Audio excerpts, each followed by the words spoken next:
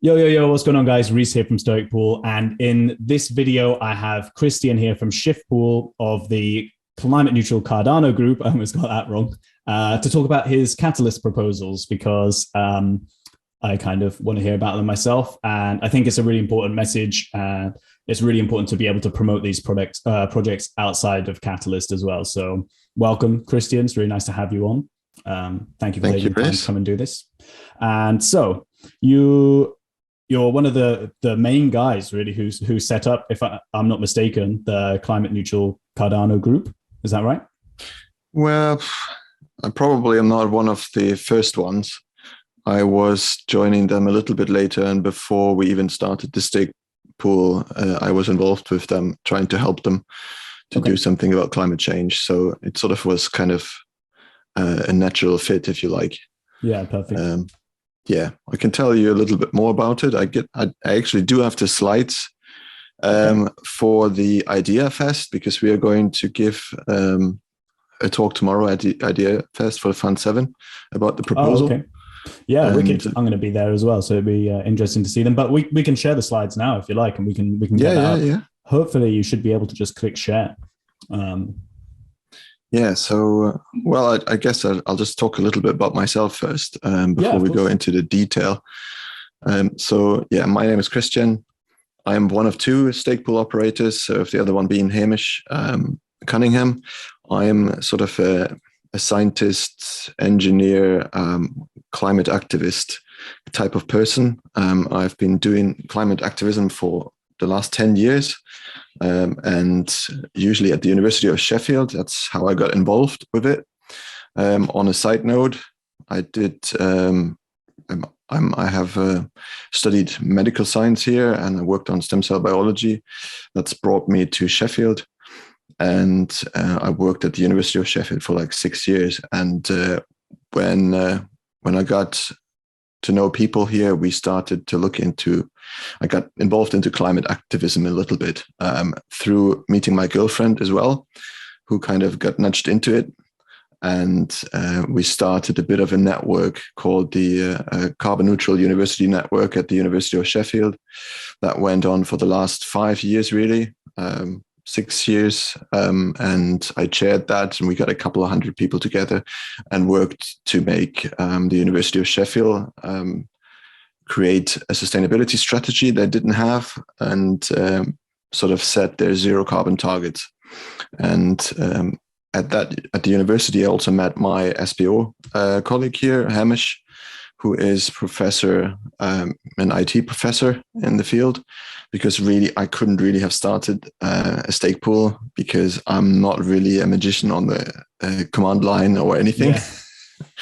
So he was kind of a key figure for me to say I knew about Cardano. I learned about Cardano this year, beginning of this year, and I know him for many years already, and we got in touch, and I thought, well, we could start a stake pool, and it would be good. We could make a little bit of money and continue our climate activism a little bit, make some extra funds for doing projects like for example the Catalyst project. We're going to talk about a little bit. And before we even started the stake pool, we were talking about it. We got in touch with the Climate Neutral Cardano Group, and because there were stake pools wisely named Eco or CO2 pool, Yeah. which were reasonably easy to find and being seemingly very relevant to climate change, because that's really where I wanted to do something.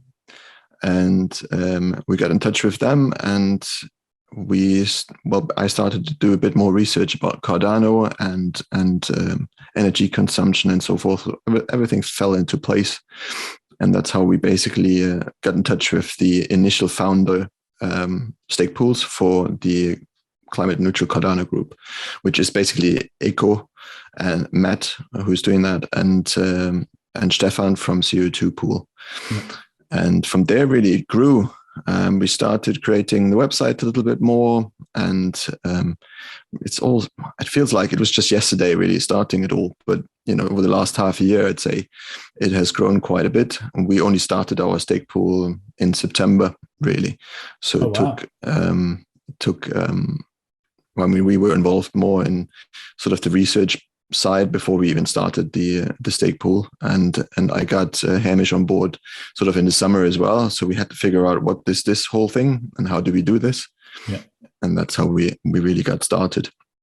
Yeah, and and because it's basically very similar to what I've done before with creating a network and really wanting to do more about climate change. That we kind of sped this up when we had an opportunity there with the Cardano Foundation and Veritree to help with the Cardano forest. And that was sort of one of the driving arguments that we actually wanted to start the stake pool just before the Cardano summit. So we can be calling ourselves as stake pool operators. While until then, we sort of had done a lot of the carbon calculations and basically just learning about Cardano and the community. So I don't know how long it took you to get into it, but it's I guess there's a bit of a learning side to it, and still is, and I think it will continue to do so for the next 10 years or 20 years. For me, when I realized that it was possible for me to start a stake pool, like it was something that I could potentially do. I basically didn't have a lot of experience with the command line like yourself. And so I basically made it my job for like 2 months to just dive in, learn everything I could. I was lucky that I had, from my work, I'm a PT by trade. So like I have lots of clients who are in different fields. So I'm lucky in that respect because I have access to people from all different kinds of things. And some guys I knew were from cybersecurity, some were developers. And so I basically hounded them to find out what I needed to learn and what was important to have in place for something like that. And so I was quite lucky that I had a very like crash course in how it worked. And then I basically learned doing it before I launched the pool, really. There was a lot to it. Especially if you're new to it, but it's also achievable for a lot of people, I think. But but do you want to know someone that can help? I mean, I think networking is quite key. Like I couldn't have done it by myself. Even if I tried to learn everything myself, you don't know where to start. You don't know what you need. You look at the kind of the stake pool course, and it's like it assumes you know a lot already. Like the stake pool course that the Cardano Foundation had put out, I believe it was. Or IOG, I might have been. Yeah. I've watched it. It assumes that you already know a lot of stuff, and they kind of like just breeze past some things, and you're like, wait, what? Rewind that, But so I was really lucky, and luckily the community is very supportive of new people coming in, and you get in communication with the right guys, and they're more than happy to help you with stuff. So that's that's awesome. September is amazing. So you haven't really been operating the pool for very long. Like you started your pool a year after mine. Like I started September the year before. So mate, congratulations, because you've already done quite a lot. Like with the Veritree thing, just as one example, is massive. Off the top of your head, sorry to put you on the spot, but where are we towards hitting our goal? The goal's 1 million trees, isn't it? Yes. I think we're now practically at about maybe 200,000 trees away or something like that. Yeah.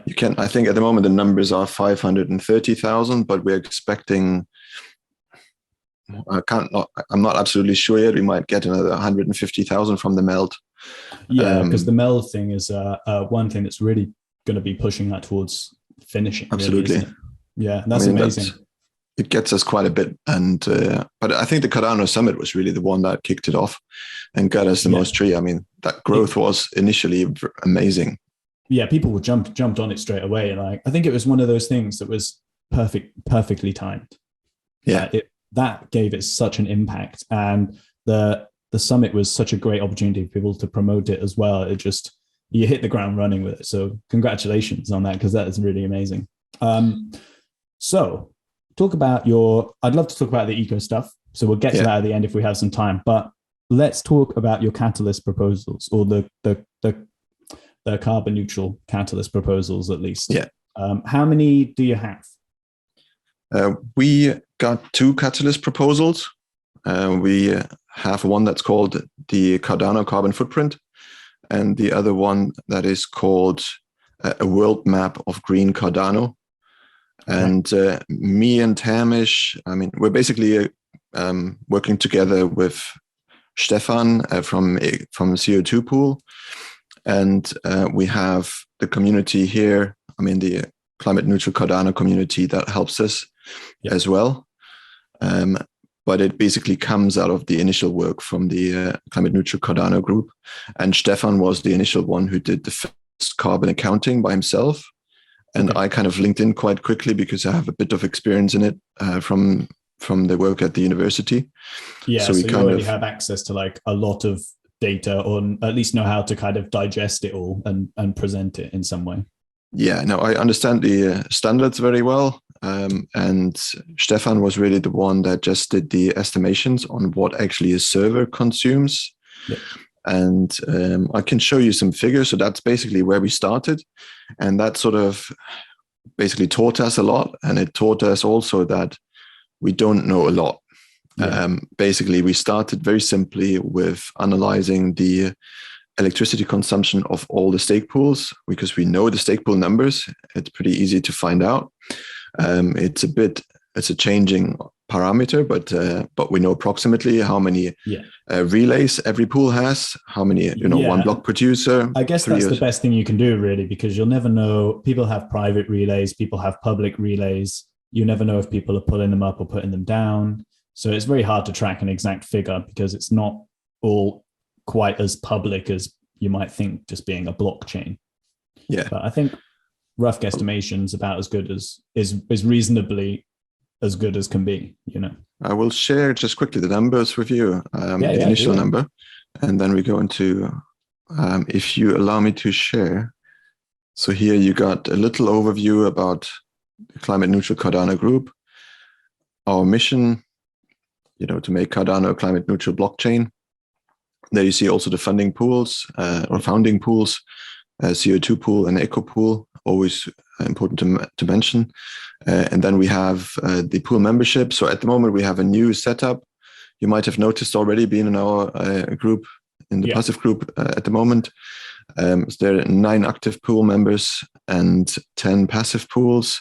And then there's at least another 30 people or so in the Telegram group that join and follow us and join conversations. We do have like bi-weekly general meetings, usually led by the active members, and we ask people that want to join into the active group to just join in those groups, so we know who we're talking to and how engaged they are and what they want to do, and share ideas basically. Our general website is the climateneutralcardano.org. And the 2 main things we've done in the last 2-3 months, actually, or 4 months perhaps, was that we did an initial greenhouse gas calculation, and we worked on the Cardano Forest partnership with the Cardano Foundation and Verity. So that's sort of a group effort, and it has taken huge amounts of our time. But it has been quite successful. And basically the greenhouse gas calculation sort of gave the initial number of how many trees we wanted to plant, or what is a useful number in a sense. So if you go to the next slide. So this is, unfortunately, it's not a very nice slide, but you can find this on our website too, on the Climate Neutral Cardano website. So it's laid out there a little bit. This is actually an updated slide from November, because we have a few more pools now since we did the last calculation. And you can just see here what we did. So you can find we have 3,100 pools on top. We know that approximately an average number of 3 relays is used per pool, which makes it that leads to that we have about 12,000 or 4 nodes per pool, 12,000 nodes altogether. There are a number of references. We looked through it. So we are expecting an average power consumption of around 100 watt for a node. And that is based on a normal CPU. That's not based on a Raspberry Pi and so forth. But it's probably going to average out over the large. It's always safer to overestimate things like that. Like, just to chime in, sorry to interrupt you, but like I run a full Raspberry Pi setup, and I know the 4 Pis running overclocked run at 45 watts or something like that. Right. So that just by itself is obviously a massive saving, but it's not something that you can account for when you do these calculations. So you've got to kind of assume everything's the worst or the biggest consumption and then go from there. This is more like an average number. The worst is more like 175 watt. And, if you have a bare metal server and running it at full power and so forth, we do have a bit of confirmation on this because there was a UCL paper done on comparing various proof of stake networks, blockchains, which actually a researcher in London, so you might be able to get in touch with them too, who happens to be also a German like myself. So we actually got in touch with him, and we gave them some advice as well. And they actually published a scientific paper on comparing Cardano with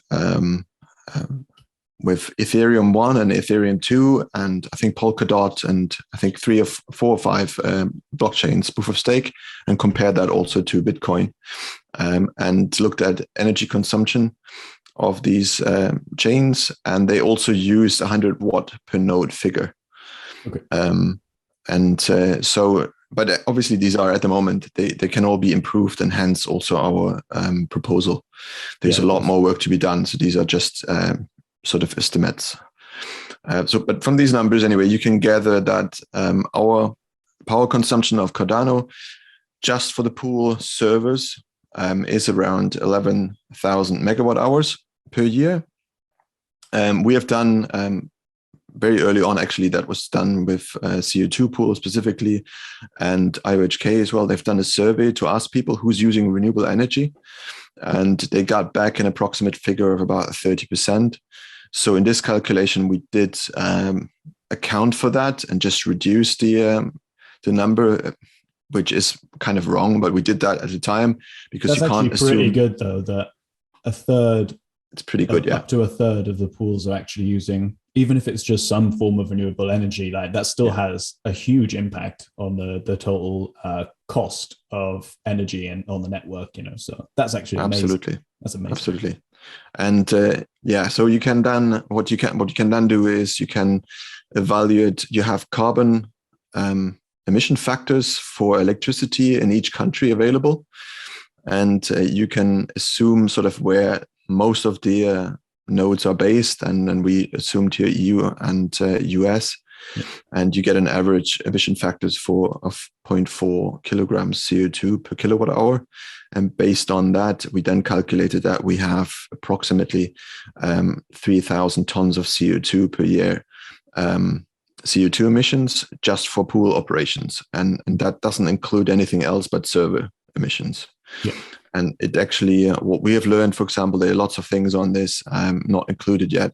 It doesn't, for example, include if you're running on a server farm or a private server. What is usually not accounted there is, even though they might be more efficient in general terms because they're sharing resources, but air conditioning, for example, is not part of this. And probably if you know ever this stuck too. your head in a comms room, then you know that is It's is a big thing. It's a big thing, absolutely. And they are not standardly designed in a way to save a lot of energy in terms of air conditioning. I think most places not their priority.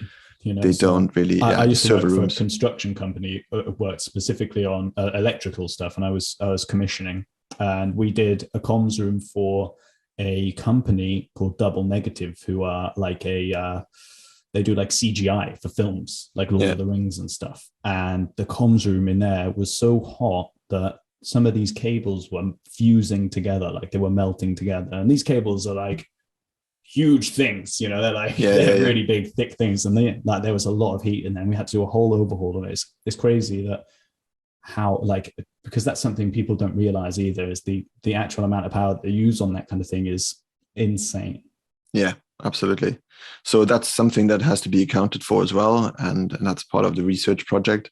Yeah. But in any case, so we did this kind of number, we got these tonnages, and we did a bit of tree science as well. And explored that, for example, if you have an average birch tree with a lifespan of around 80 years, that captures around 12.5 kilograms of CO2 per year. So if you are planting 238,000 trees, then you're basically offsetting more or less that carbon emission that we are having here. Yeah. But we want to be very, very careful, because that is the dangerous thing. And we set that number, and then everyone thought, oh, we're just going to plant these trees and then we're zero carbon. And then, then we're done. Yeah. Then we're done. But that's not how it is. This is just purely for server energy consumption. And I think it needs to be verified as well. But we are not too far off here. But and it comes down to a lot of different factors, which then lead us into the very tree project as well. Because a lot of the tree planting organizations, as well as the tree planting projects, they don't verify tree planting. They don't track tree planting. They don't know if trees are still alive half a year after. Yeah. And that's not their fault. I think that is purely because if you only pay £1 or $1 per tree, you can't expect a lot of follow-up. And yeah, exactly. Long-term maintenance doesn't really account for that in terms of cost. Exactly. So, but this gave us a first number. And if you remember some of the first and early presentations from the Cardano Foundation as well, actually mentioned that we're setting ourselves a goal of 1 million trees, and we should be 4 times over what we need based on these numbers. Yeah, which is that's a pretty good target, I think. Yes, it's a good safety margin, but my personal, after learning a bit more about it, I don't think this will be 1 million trees will not be enough to make us carbon neutral. Okay. And that's why the Catalyst project comes in there too. And it becomes very obvious once you think about it. But let's get on with the next slide. I think so we have the 2 Catalyst proposals called the Cardano Carbon Footprint. And if you go to our CN Climate Neutral Cardano website, you got the links there if you have a login for the Catalyst project. Unfortunately, at the moment, we haven't really put in a summary together that you can easily get to. You actually have to log into the Catalyst proposal to see it. Yeah, I'll put those links to the proposal in the description as well. So if anyone wants to check that out, they can just look below in the description and get links to ideas there. Yeah, and I will really just want to go through the first proposal here now, because I have the presentation for the second one too, but it's really Stefan's proposal, and he's better at talking through it, and he's just updating the slides for tomorrow as well. Okay. Whereas the other one I've put together with Hamish, and we're sort of done with that. So if you go on to the next slide, we get to the Cardano Carbon Footprint proposal. So this is a proposal that we are putting in together with the Climate Neutral Cardano Group. And we really need the community with this as well. This is not just someone sitting in an office and doing their own math, but it's going to be quite a bigger stepwise process. And for the direct people that have registered it is myself from Shift Pool, Hamish from Shift Pool, and Stefan from CO2 Pool. And if you go to the next slide, the reason for the whole thing, just to really emphasize that, is that we are in a climate emergency. That's the reason why we founded this pool. That's the reason why we're here. That's why we are called Shift Pool as well. And that's why we are called the Climate Neutral Cardano Group, is because we want to fight climate change. And we don't have a lot of time left. The world is warming right now at an unprecedented level, and life as we know it can't be sustained without drastic actions right now. And so that's why it's so important that we at Cardano, if we want to spread Cardano worldwide, we have to be zero carbon or better to really make a difference and live in a world that is worthwhile living in. Next slide, please. So, as I just said, our carbon emissions must be reduced and finally neutralized to stop global warming. And we want the growth of blockchain to become climate positive, really. And that would be tricky, but I think it can be done. However, at the moment, we don't know where that is. We don't know what our footprint really is. We got some initial figures. It's the one that I mentioned here again from the previous slides that I showed. But the challenge here is much bigger.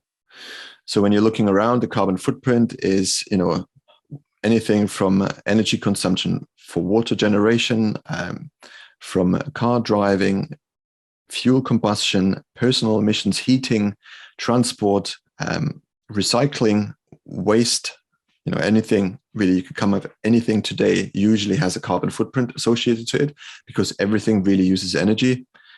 Similar to what we are doing right now here, we are spending a lot of energy, or some energy, just talking to each other.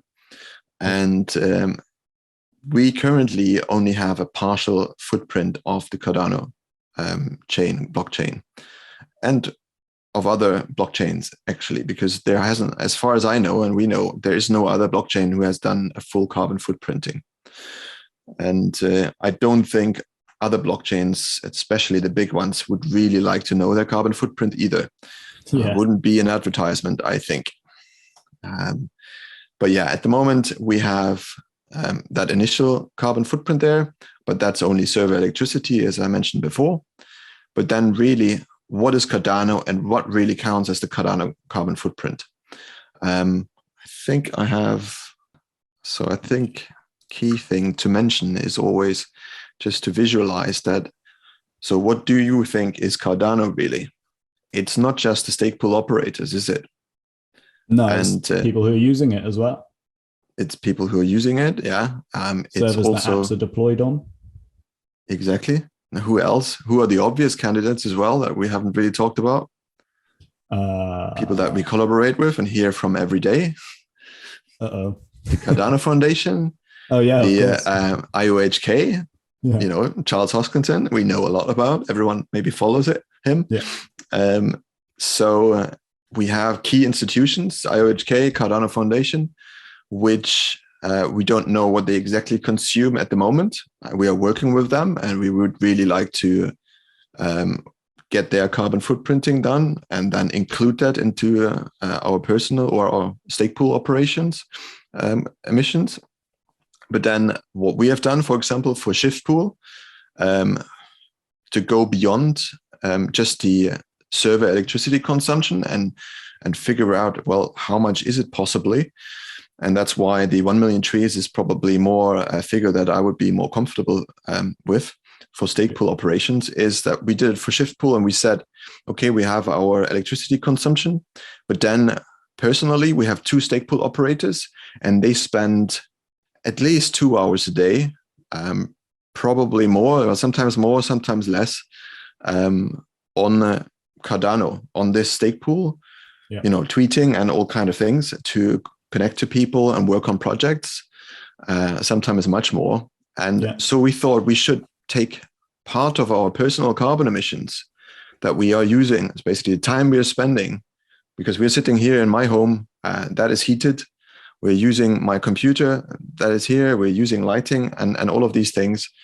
And so we should use something really good to take into consideration, because like you think most companies or most institutions of some kind might try and come up with numbers like this, and they'll probably see what's running Cardano. It's the servers. Okay, so let's calculate that and be done with it.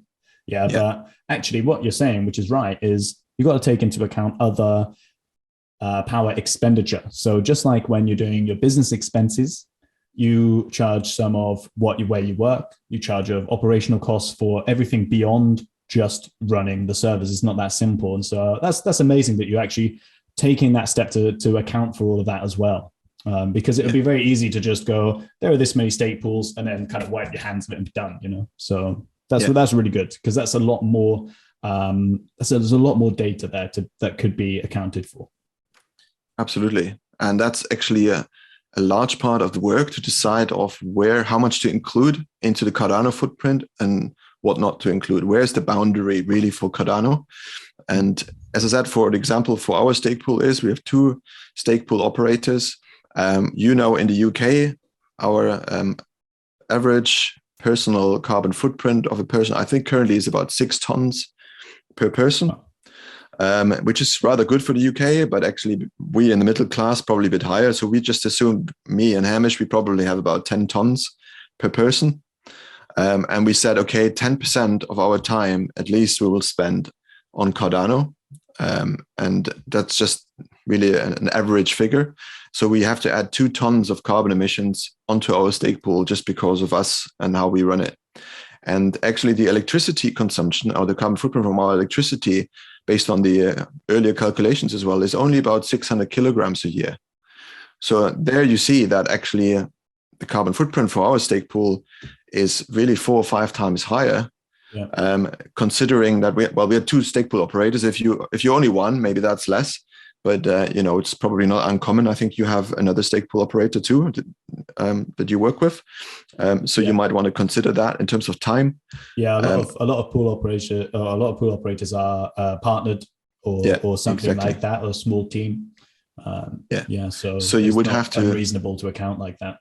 Exactly. So we said, okay, it's about 4 times more. And we actually planted trees initially. Just before we even started, we spent quite a bit of money just planting trees to offset that. So we could claim, which is probably not fully true, but we did our best on calculating, is to say that we start out as a climate positive pool. Yeah. And sort of that gives me an idea a little bit. And that fed into this calculation as well, because it wasn't clear what to include. IOHK, Cardano Foundation, what is Cardano? And I think it needed to be done better. And also the important thing here is we then have to do data collections. We have to figure out who's using what, how many nodes are out there. That will change regularly. That will hopefully grow, or I'm surely thinking it's going to grow. It needs to be done transparent so everyone knows how it's done and everyone calculates it the same way. And we have to figure it out together and decide together really what you want to calculate. There are standards for this, and I understand that quite well. We understand that quite well. There's the greenhouse gas accounting protocol that is worldwide use, and they account basically for 3 things, and they call that scope 1, 2, and 3 emissions. And scope 1 emissions are direct emissions that if you combust something at home or while you're working, if you're driving around with your company car, or if you have your gas heating. So you directly produce CO2 in your household or where you're working. Scope 2 is basically indirect emissions from your electricity consumption. Yeah. So that's where you put all the electricity in. So the server consumption would fall into this. And then scope 3 is a less controllable footprint from, for example, things like flying, from public transport, from embedded carbon that you have in your buildings and so forth. So more complicated things to calculate. So generally, organizations account for scope 1 and 2 emissions. And that's quite important as well, because I think how the world works is there's a lot of unintended consequences to things that we do on a daily basis that go beyond what we just consider as what we're doing, like what we're actually taking part in. Absolutely. I think it's really good that that it's taken to that level of detail as well. I think that's really important to actually have.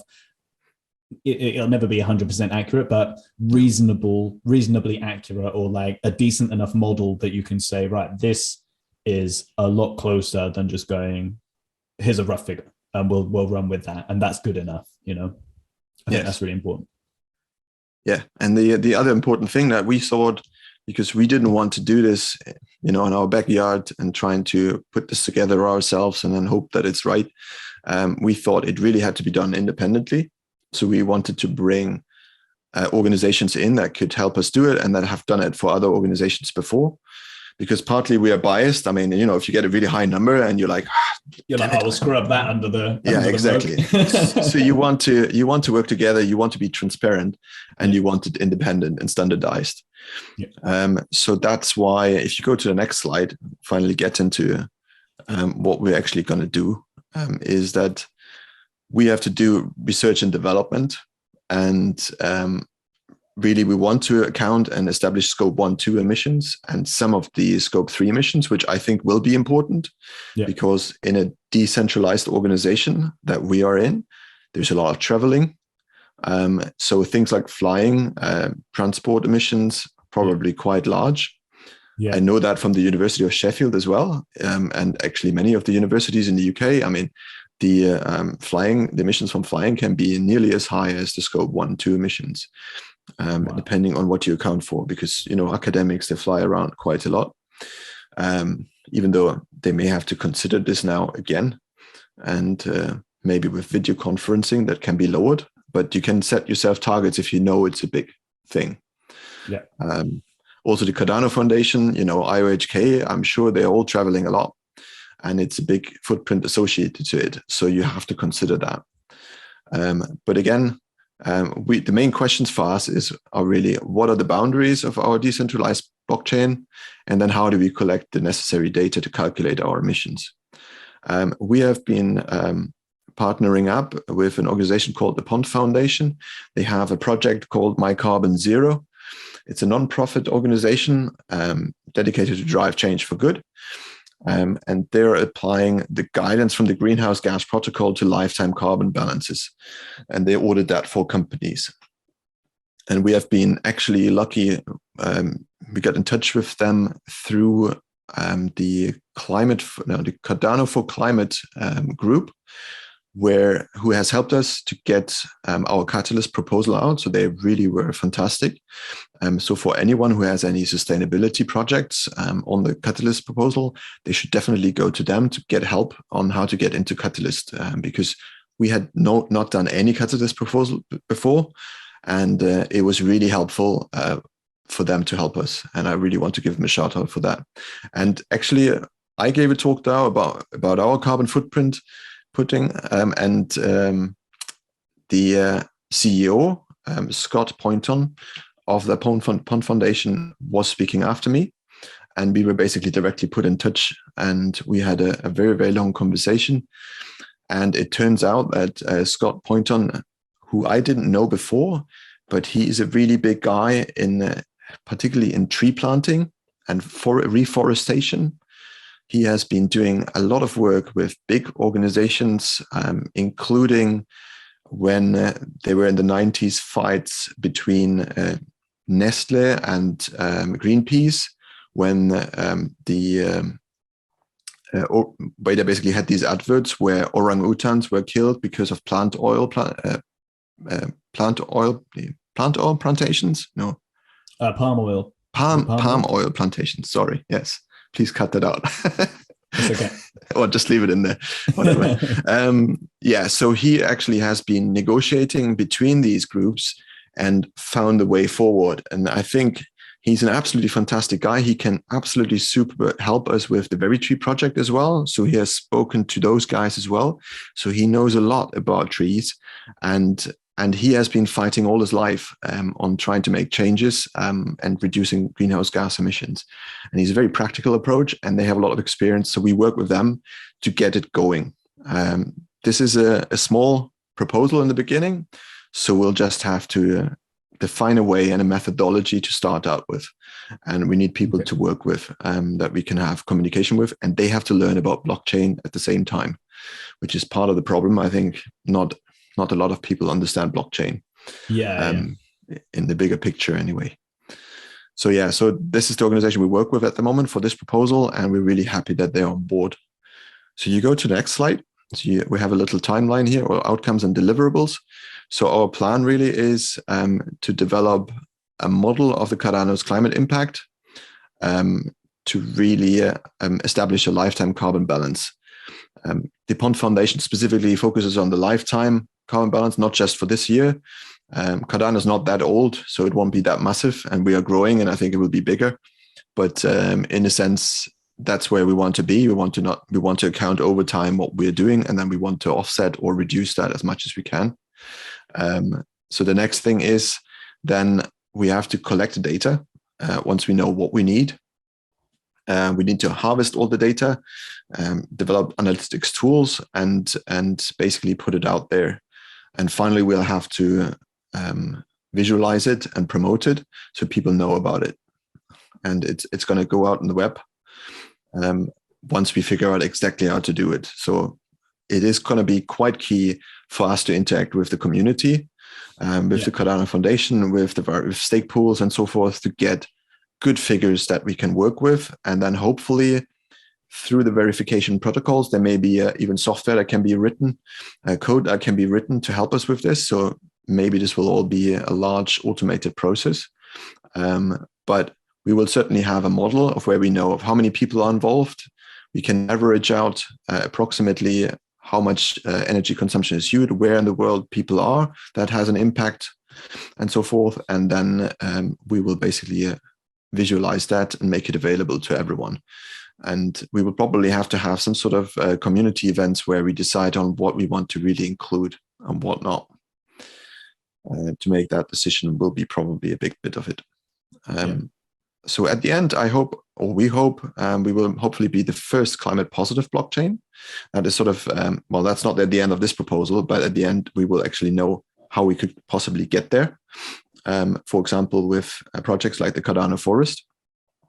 But we need to know what our emissions are really. Yeah. So this is really just the beginning of it. This is, yeah.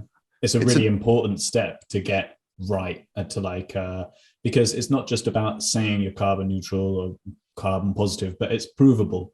And that's what you want, is you want a good enough model, a good enough quality data that you can actually say with conviction, we're doing as much as we possibly can. And this is a very accurate picture of where we're at and where we're going and the actions that we need to take to be able to achieve those goals. Yes. And it will also cause competition. I think it will be required everywhere for other blockchains to do this. I mean, really, I don't want to put down Bitcoin, but actually knowing how much energy they consume, it is questionable if in a world where we have a climate emergency, this is sustainable. And, you know, renewable energy is not zero carbon. And it's really difficult to argue for Bitcoin if you have a blockchain like Cardano, which uses seriously 10,000 times less per transaction than Bitcoin does. We did some math on this. I don't have the exact numbers now, but I hope we'll make it on a graphic as well. But for a Cardano transaction, for example, you use, I think it was about half a kilowatt hour. And that means you boil a kettle for about 3 minutes as a comparison. And when it was a Bitcoin transaction, you will boil a kettle for 23 days. Wow. For one single transaction. And that's just not really, that's not right. Yeah, I think. I think that's a big problem with the proof of work, because on a small scale, having some kind of computation as a way of deciding who, like that proof of work, the proof of work concept on a very small scale, it kind of seems like a good idea, you know, for computation to decide, to prove that things are being done, to prove that things are actually happening. But when you actually take that and to the kind of extrapolate out to where it's got to, where you have like huge mining farms of equipment that's dedicated to doing as much work as possible to give that person or that operation the amount of hashing power required to beat everyone else. It's a competition of who has the most power and who has the ability to spend the most energy, essentially, to get that result, you know. So it becomes it creates its own problem rather than trying to work efficiently. You know, it's about who can almost waste as much as possible to be able to win. Yeah, and we have to bring everyone along. Even Cardano might not be, you know, the most efficient protocol with compared to other proof of stake blockchains. You know, that will have to be compared. But if people use a standardized way of analyzing it and we all agree on what's included, what's not, then we can compare and we can compete and we can optimize and become better altogether. And that's key. Do you have any rough like guesstimations on other blockchains at all? Like, obviously, I'm not expecting you to have that information on you, but just have you done any kind of rough calculations? I mean, there is that paper that I referred to from UCL that I can share with you later on. We just put it in the group chat as well or under the channel, and it just compares I'll put that in the description when I get the link. 5 different proof of stake blockchain, and it compares it also to Bitcoin. And it actually shows that we are not the lowest. Yeah, I wouldn't have thought we were, just because of the amount of nodes that we have on the network. That's one of the reasons, but also the scale. I think scale has a big impact. And currently we are running, a lot of the stake pools are running, you know, we're only making so many blocks in an epoch. So we are not fully utilized. Yeah, so we are sort of a lot of redundancy. I know we need more memory and whatever, but that's only for peak periods. Yeah. So I think when we are growing, it will become more efficient per transaction as well. But in a sense, like with DOT, for example, like as one that I know a little bit more about than maybe some others, they have a lot less validators. They have a lot less nodes than Cardano does, if I remember correctly, because I was at one point looking at nodes for DOT as well.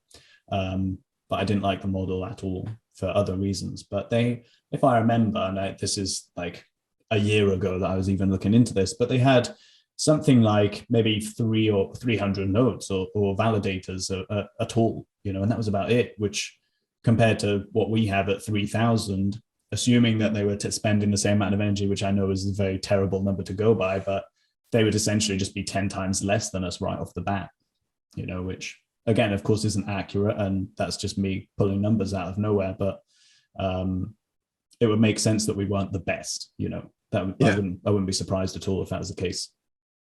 I'll share this in the chat here with you. So that's the link. If you just open this link, you actually get directly to a graphic that shows a comparison between Polkadot, Cardano, Tezos, Algorand, and VisaNet as a comparison as well. And if you, you can see that there. So that's a UCL initiative. Sorry, this little table. This little graph there. Just look at the graph. Try and zoom in a little bit for you guys. Yeah, hopefully you can see that a bit better. So then DOT is one of the better ones. Yeah, you see, okay. Yeah, we're kind of even out, but again, it comes down. You see, throughput transactions per second is down here. Yeah. And then you have energy consumption, kilowatt hours per transaction on the left side. And yeah, Cardano, Polkadot is sort of similar, but you see a big range. There's a big range. Because this is really per transaction and depends on how many transactions you have. And you have VisaNet on the right here in terms of what they calculated. Yeah. And they all end up significantly less because this is a log scale. Look at Bitcoin being basically 10,000 times higher. Yeah, that's just up by itself. Up by itself. And in this paper as well, they say, for example, Ethereum is right now at a similar height as Bitcoin. But hopefully Ethereum 2 will come down. Yeah, well, I mean, Ethereum, again, at the minute, proof of work, it's a race for who's got the biggest, fastest, craziest computer. So again, I'm not really surprised at that proof of work scale, but you'd hope when ETH2 rolls out that it would reduce quite substantially. Yeah, so we really have to do something. Just generally, we have to go to proof of stake or definitely something better than proof of work. And after that, we'll still have work to do. And I think the reason for having the carbon footprint there is because it's important for any of the programmers, for the developers, for the magicians at our HK to consider energy consumption as well. And I am sure they do already. And it's not just because of climate change, but it's also if you want to run this in Africa on a solar panel like yourselves, with fewer people, fewer resources, you can't have something that pulls massive amounts of electricity. It still needs to run. Yeah. Like I couldn't run a regular computer. Like I initially was thinking to go with bare metal, but just run like a computer with a couple of VMs on it. And when I actually did the calculations on what the expenditure of energy was, like there is no way I could reliably power that off solar in the UK, especially in winter. But when I did the numbers with the Pis, like it's so much less. It's insane how much less. Like it's just tiny in comparison. It becomes almost negligible as a comparison. Which obviously then the answer was there. It was a very simple decision to make, Yes. But yeah, you think you're putting that at scale as well. Like you need to make sure in other places where there isn't the same kind of infrastructure available that you do it in the most efficient way and that it can operate for us the same period of time. It's not just like a couple of hours it works or a couple of days or 6 months of the year or something like that. Yes.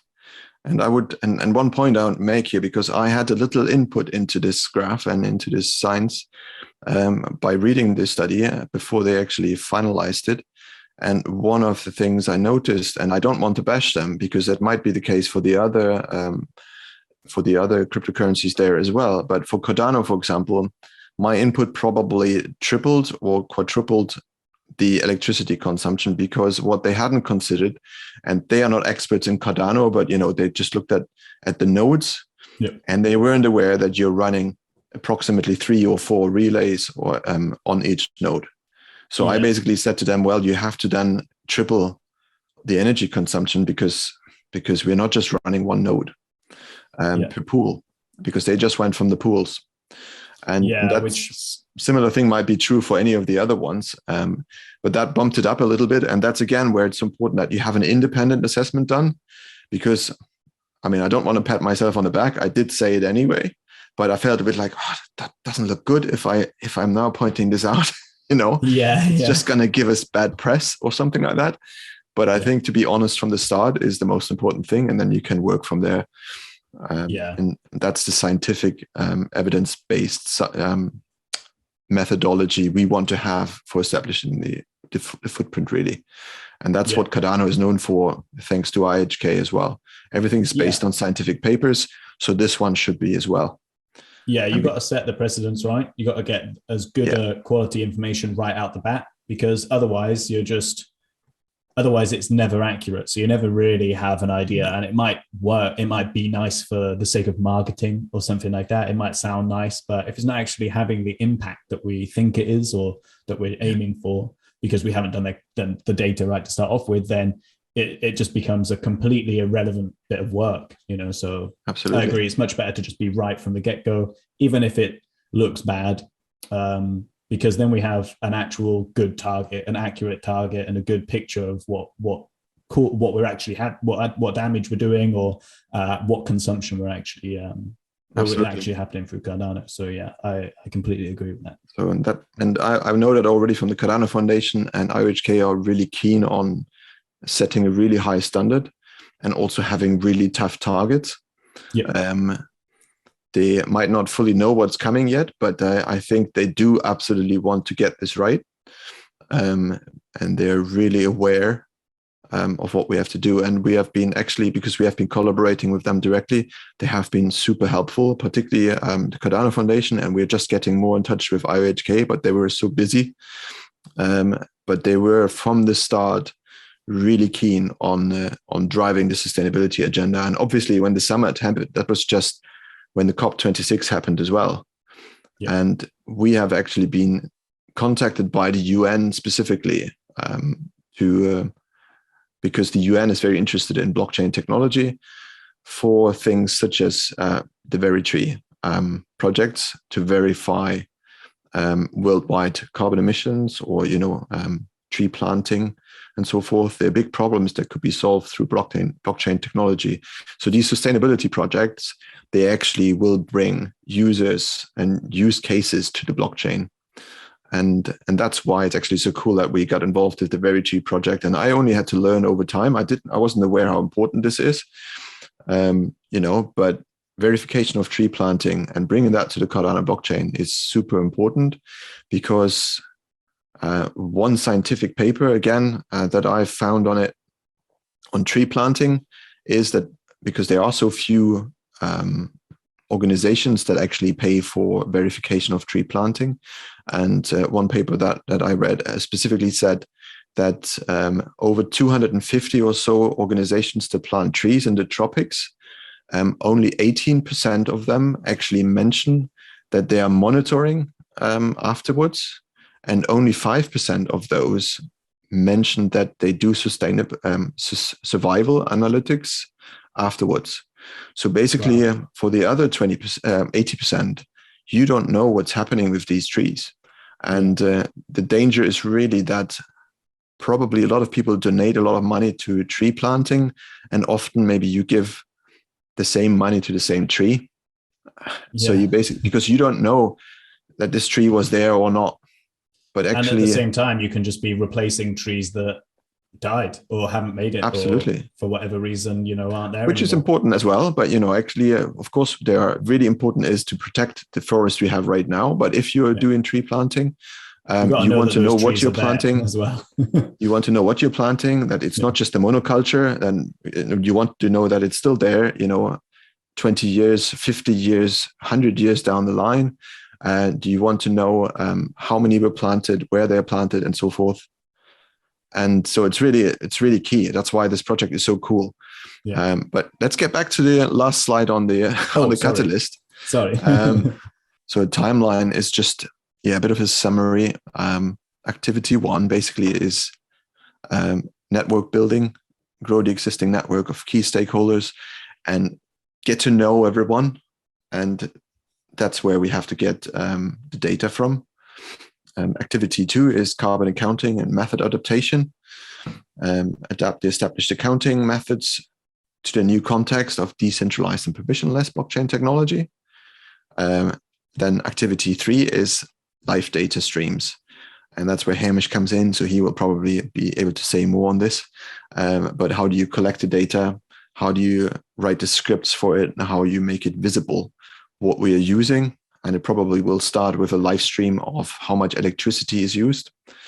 That's a good one because there are pages that already exist for Bitcoin.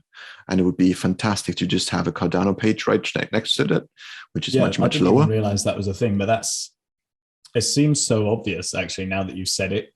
But I would have never thought to actually have like a live visualization of consumption, like a snapshot at any given time. I think would be a really, really good tool to have. Well, I will share this one with you too. That's actually that's at Cambridge University. Has a Bitcoin energy. What is it called again? I can't remember. Energy. Oops.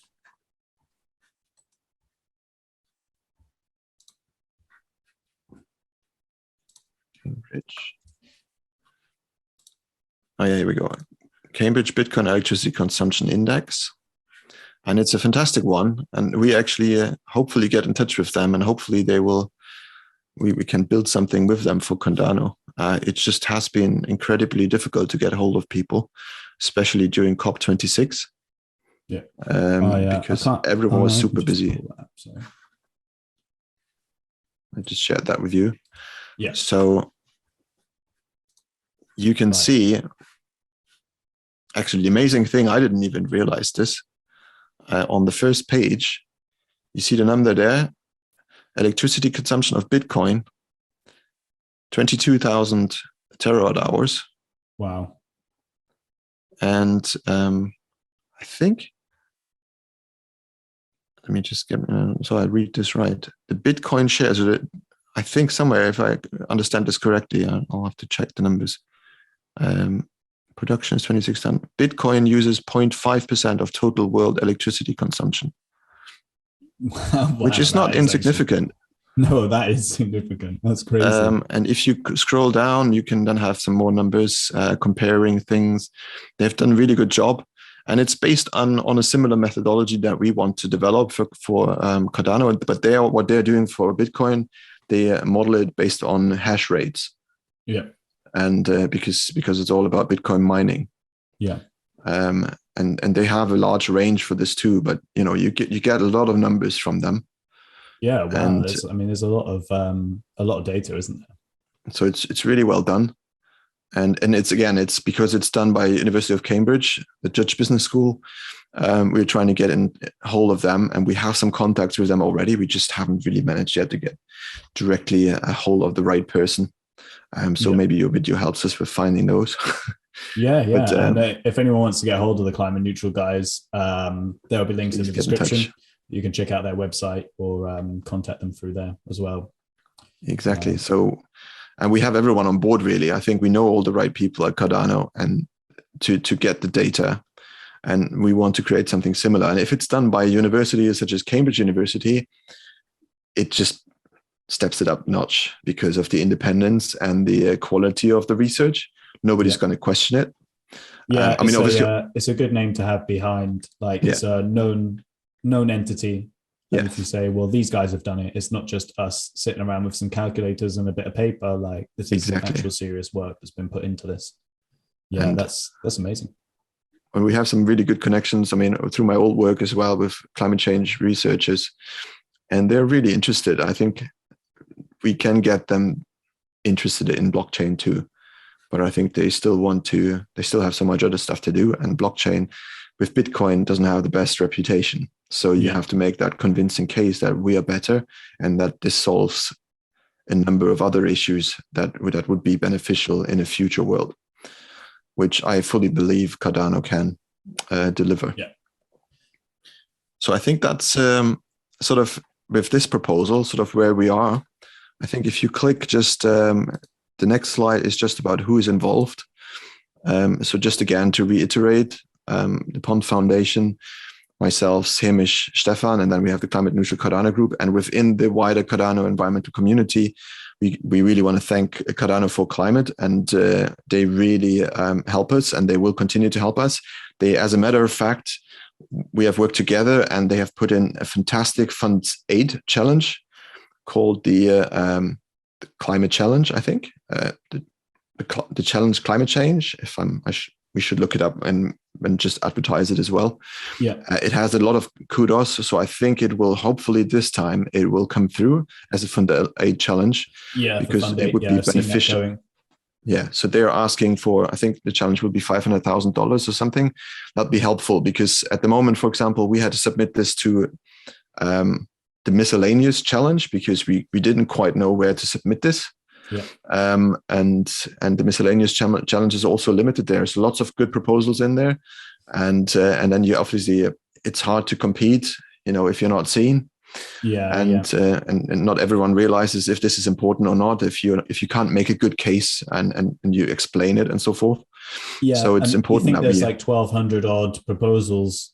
Like how and this is something that we were talking about before. It's like, how do you even get in front of people for them to know about your proposal? It's not even just getting voted on. It's like, how do you even get known to be, so people actually look for your proposal? Because especially if it doesn't have a category, like you're saying with a miscellaneous, I didn't realize this until I submitted proposals for this fund, but that is getting it in the right challenge and getting them in the right categories to start off with has a massive effect on how it's assessed.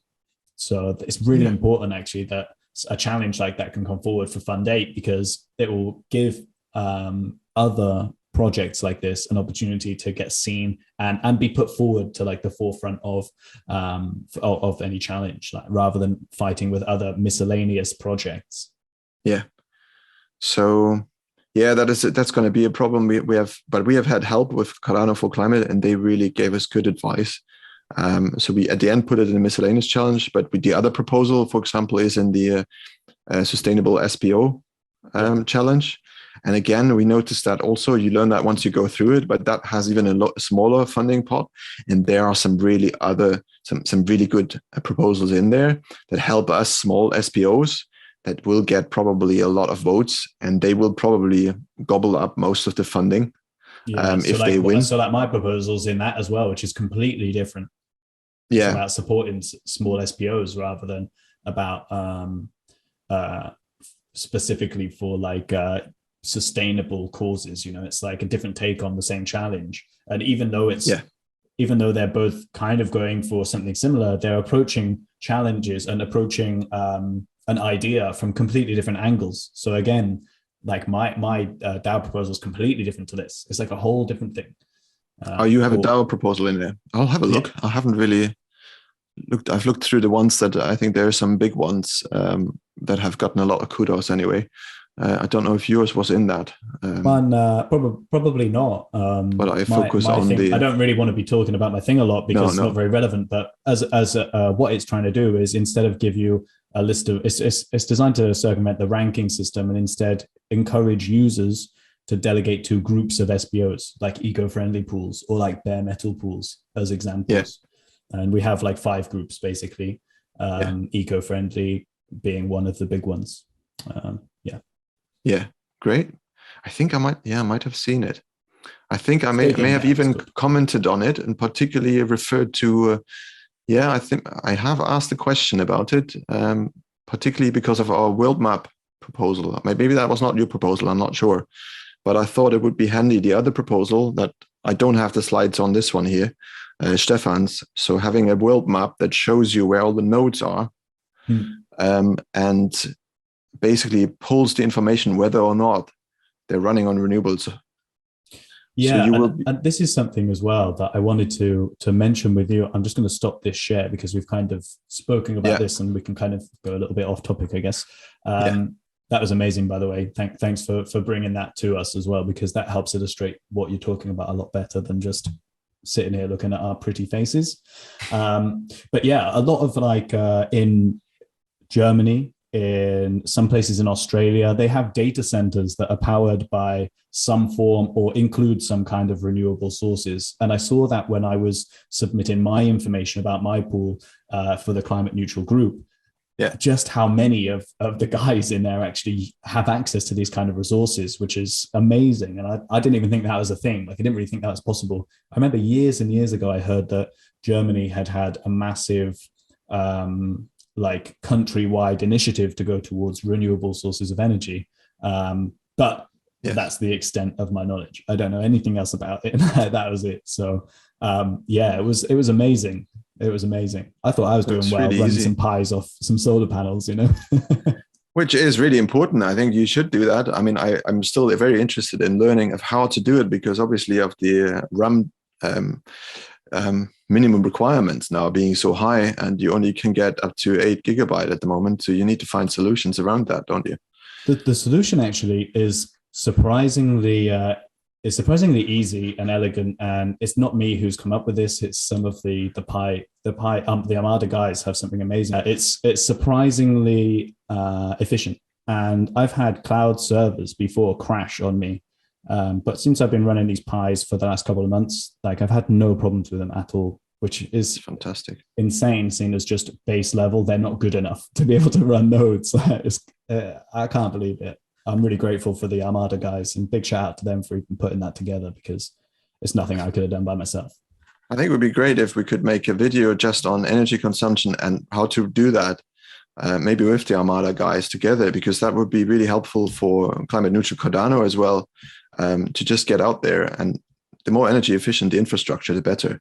Yeah, 100%. And the infrastructure is so much cheaper as well. Like, if you can run pies, like or 4 pies running overclocked, and I water cool mine just for a bit of fun, because I thought it'd be an interesting project.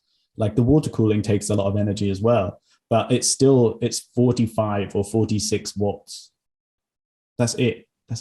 And that's plenty to run off 1 or 2 solar panels, like decent sized solar panels, obviously in the UK, but it's plenty, which is, that could be done anywhere in the world. If it can be done in sunny England, it can literally be done anywhere in the world, which just means that it is actually accessible. And you think most people's bare metal servers, they're £1,000 a piece. A Raspberry Pi, 60, 70, maybe £100, say, for an 8 gig 4B, and then maybe you spend another £50 on a decent NVMe SSD or something. So the costs then come to £300 or £400 and that's it, you know, which is suddenly a much more reasonable cost for someone to get infrastructure put together. I think it's really important. Yeah, I talked to the guys when we had the first swarm for Fund 7. I was talking to the guys building in with the Africa proposal about getting like a school together to teach people to run the things. And I was suggesting running on off pies, and I showed them this data as well, because when a lot of people don't believe that this is even possible to like run it off such a tiny little computer, like the size of a phone, isn't it? And I was like, look, guys, this works. And you could have what you think you're going to spend on a computer, or like 10 computers, you could have 4 times as many pies, like fully operational, running nodes, and you could be teaching people all over Africa this stuff, you know. And you could essentially run it off solar panels as well if you could get that stuff together. So yeah. That's cool. It works. It works. Well, a bit again, off topic then. From a climate, no, it's on topic because it's climate change related topic. So energy savings is going to be number one, because we need to know the numbers. We need to run on renewable energy where we can, but it's whereas in Germany it's easy to swap or switch to a provider that may be on renewable energy. I've learned that in the US, for example, you just have one provider sometimes. You can't even choose a renewable energy provider.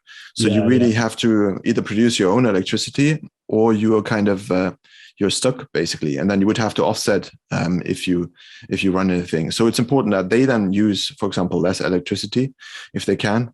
Renewable energy is the first and easiest step if you can use it. And it would be fantastic. I mean, if we can run more on even Amazon or whatever. I mean, I'm not a big fan of Amazon. I don't think any pool operator is, to be honest, especially considering that they're like twice as expensive just to run servers as most providers. But a lot of people use them, and it's not very decentralized at the end. Which is another thing that people don't think about with decentralization. Like they think, 3,000 nodes, that's pretty good. But if they're all running off the same or a handful of service providers, like big tech providers, then actually the people, the operators are decentralized, but the operations itself are very centralized. And so, another thing, another layer of decentralization. Which is very true for the other blockchains too. Yeah. I mean, we're still probably one of the most decentralized ones, or the decentralized one. I don't know. But I haven't done the research on that, so I don't want to say anything wrong on that. But I think we do. I mean, we do have, a good number of stake pools. There are a lot of people who run bare metal, even if it's just one or two servers. So I guess a surprising amount. Even though there's a lot of people who use the data centers, because it's very difficult to get access to that kind of stuff, and run dedicated computers or servers or even Pis. It can be awkward. So there's only so much that a lot of people can do, but the more awareness that we can bring to these kind of things, the easier it is for people to make better decisions, just like by presenting the data or good quality data about the cost on the environment. It's the same with the cost for equipment and the ability for people to deploy stuff. Yeah, but I think the information to get that out there is really important. And actually, my partner Hamish, he actually suggested to run on Raspberry Pi until they upped the minimum RAM criteria. And now we are on renewable energy, but virtual private servers at the moment in Germany, most of them. It's it would be nice to be able to run on Raspberry Pis. But I think the bottleneck here is, for us anyway, seems to be the throughput, the internet connection. Like, where do you put it? And that's one of the things. I mean, you have to think about how do you. Yeah, of course. I'm lucky because I just had access to all the things to be able to provide enough to run it well. But it would be easy if you just have like 100 or 150 megabytes per second internet. You're probably going to struggle to run with decent enough uptime to maintain connectivity, even if you prioritize the Pis, because they're all communicating as well. It's not just one Pi. And you got to think, if that's set up in your house, then you're going to watch TV, you're going to use your computer, you're going to be working from home right now as well. I was lucky that I could just go for the highest possible internet connection. Some of the other Pi guys, like OTG, he runs it through Starlink, which I don't know much about, to be honest. But from what I can see, he just has a little chip and it has his own connection. I'll get you in. I'll if you don't already know how to, I'll put you in contact with those guys, because they understand and they're a lot smarter with it than I am, and they're a really, really nice bunch of guys who have the very same kind of philosophy towards what you're trying to achieve as well. So I think it's a no-brainer in connecting you guys. Yeah, I think I've talked with them, and I remember the guy Starlink, and he said he has a setup when it came out, and I don't know if it's now continuously running, but I think he tried it and it wasn't always running, so he couldn't fully rely on it. But maybe that has changed now. Maybe it's more stable now. I think it has. I think that's all he uses now. I think he's figured it out. But in our group, I mean, the active group, we have, I mean, Eco Pool runs on bare metal servers mostly. And we have various people who run bare metal servers on renewable energy. So, but obviously not as a Raspberry Pi. So that would be interesting, I think. Yeah, well, I mean, I'm happy to share this information with you. I'm happy to, again, put you in contact with those guys. And because if I can do this here, then like I say, anyone can do it in the world. Like I'm running solar panels in England, so that says something for our reputation as a country as well. Yeah. I think the bottleneck is really the connectivity. I mean, that's the main thing. If you can find a good place where to put it, that's fine then. Yeah. That's good to know. I don't really want to take any more of your time, because it's been quite it's been a very good conversation. I've enjoyed it, and you shared a lot of great information about your proposal, but it's also quite late here in the UK. Yeah. So I'll let you crack on with the rest of your night. Thank you so much for coming on and sharing this with you, and I hope that this will help get you a little bit closer towards getting funded when it comes towards voting. Thank you again for your time. For anyone, please vote on it, or just look for it and read it. And if you think it's a good idea, give it a vote. Yeah, I'll put all links and the stuff that you provided during the call. I'll put links to all that stuff down in the description. That's it for this video, guys. Thanks for joining and checking out the climate neutral proposals for Project Catalyst Fund 7. If you like this, as always, give us a like, subscribe for more Cardano videos every week. Definitely check out these proposals, check out all the links below, and really kind of understand what the importance of getting this stuff figured out is, because it will have a massive impact on the world. So definitely check it out. All right. Thanks again, Christian, for your time. I really appreciate it. Have a lovely weekend. And thank you if very I much. don't talk to you before, have a lovely Christmas as well. Thank you. And don't forget to check out Shift Pool as well. Oh, and Shift Pool. Delegate to Shift Pool. We need some delegators, please. Delegate to Shift Pool. Yes. I'll have a link to your to the Stake Pool as well as the Climate Neutral Group. Thank you. Okay, perfect. Okay. All right. Well, thank you so much, guys. I'll catch up with you in the next one.